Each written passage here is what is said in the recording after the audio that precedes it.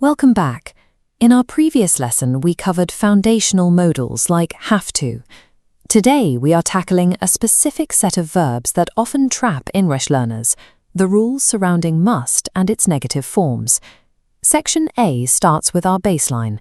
The positive form of must dictates an inescapable requirement. It is strictly necessary. But look what happens when we add the negative. Mustn't does not mean you have a choice. It dictates a strict prohibition. You are forbidden.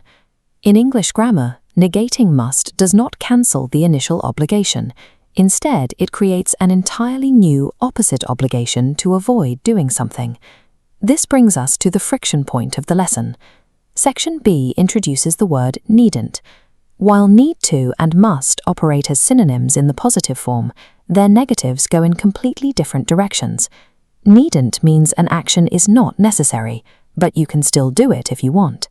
To see the real-world consequences of mixing these up, compare the two sentences in the box. If you say, "You needn't tell Steve," you are giving the person a choice. If you say, "You mustn't tell Steve," you are commanding them to keep a secret. Using the wrong verb here ruins a surprise party. There is a secondary trap here. A very common syntactical error is attempting to add the preposition to right after the word needn't. Let's break down the exact formatting rule. Needn't always stands entirely alone. You simply say, "needn't hurry." If you want to use the word to, you must switch to the phrase "don't need." Writing needn't to hurry is a glaring grammatical mistake. Confusing these terms alters the sentence. You turn an optional choice into a broken rule, or introduce a structural error. Now, let's push these grammar rules into the past tense. How do you describe an action that you already completed but turned out to be completely useless? Section C illustrates this scenario. Paul and Sarah took the time to reserve a table at point A. When they arrived at the restaurant at point B, it was practically empty. As the dialogue bubble shows, they needn't have reserved a table.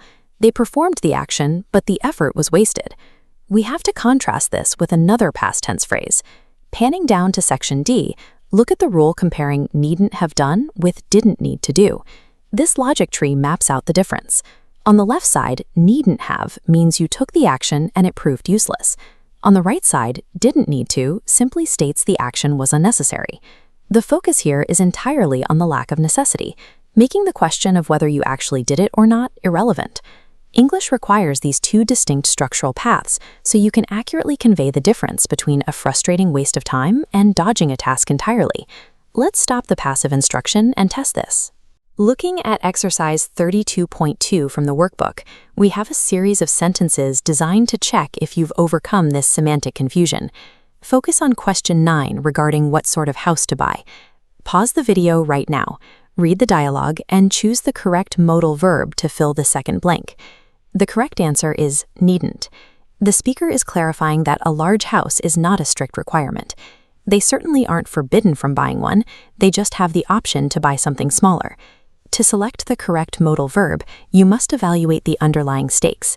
You determine if an action is truly forbidden or merely optional. Here is one final, more advanced challenge. Looking at exercise 32.4, question 1 asks how you would formulate a sentence describing past wasted effort when someone rushed but had plenty of time. Based on our past tense rules, the proper structure is, you needn't have rushed. You combine needn't, the word have, and the past participle of the verb. Take a screenshot of this summary matrix to cement these rules permanently. It maps out the 4 specific quadrants we've covered today: necessary, forbidden, optional, and past wasted effort. By mastering the distinctions in this chart, you eliminate the guesswork. You have officially secured these nuanced verbs and are ready to move on to the next level of fluency.